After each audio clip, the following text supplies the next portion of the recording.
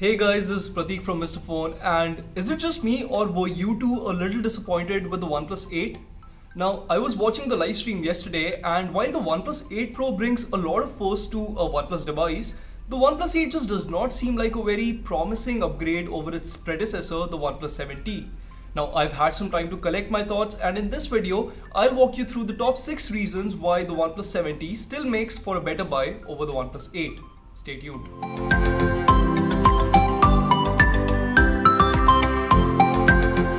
But before we get on with the video guys, make sure to hit the bell icon and subscribe to our YouTube channel if you haven't already so that you don't miss out on any quality tech content that we put out. Now that you've done that, let's get on with the video. Now unlike the OnePlus 8 Pro, the OnePlus 8 comes with a 6.55-inch Full HD Plus 90Hz display. Do you know what other phone comes with a 6.55-inch Full HD Plus 90Hz display? The OnePlus 7T. And much like the display on the OnePlus 8, the panel on the OnePlus 7T is also HDR10 Plus certified, and not to mention it is also backed by AMOLED tech. I mean sure, the display on the OnePlus 8 comes with a tidier, more cleaner looking punch hole notch, but it also comes with a curved screen, which means more accidental touches. Given the choice between these two displays, I would pick the flatter screen on the OnePlus 7T in a heartbeat. Moreover, the added features that you get for the display on the OnePlus 8 are the same as you get on the OnePlus 7T too. So both the displays come with support for sRGB and P3 color gamut. They both come with a dedicated reading mode and a night mode as well. Yes, I know that the OnePlus 8 is powered by Qualcomm Snapdragon 865 processor, which means that the phone is going to be undeniably faster than the 855 Plus powered OnePlus 7T. But let me assure you that the performance difference between these two phones in day-to-day usage is going to be almost negligible. And as for gaming, well, we've already seen that devices like the Realme X50 Pro or the iQOO 3, which are also powered by Qualcomm's 865 chip, they don't default to highest graphics settings when playing games like PUBG or Call of Duty. But you know what phone does?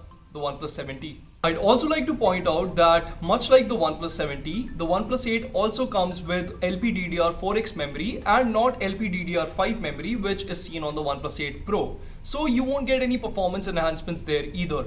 And both the OnePlus 8 and the OnePlus 7T come with UFS 3.0 storage, so the read-write speeds of these two devices are going to be the same as well.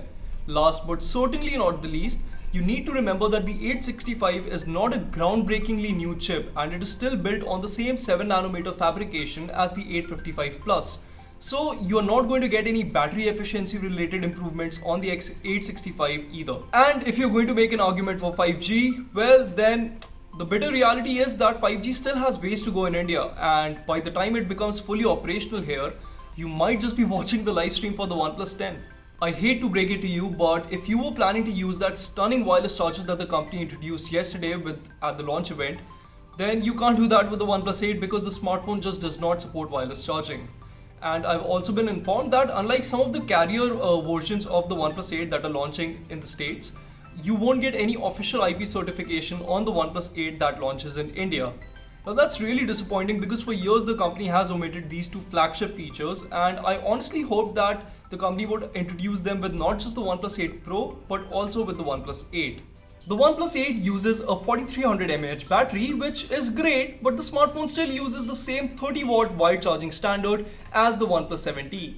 Now, if you look at the competition, then you have devices like the iQOO 3, which use a 50-watt wired charging standard, and phones like the Realme X50 Pro, which use an even more impressive 65-watt wired charging standard.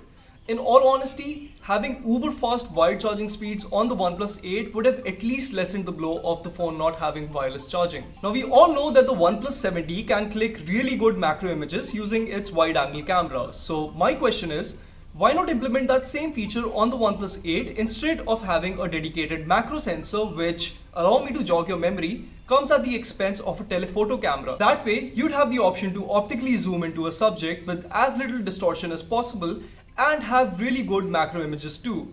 Oh, and lest I forget, the selfie camera on the OnePlus 8? Yeah, that's still the same 16 megapixel IMX471 sensor as you find on the OnePlus 7T.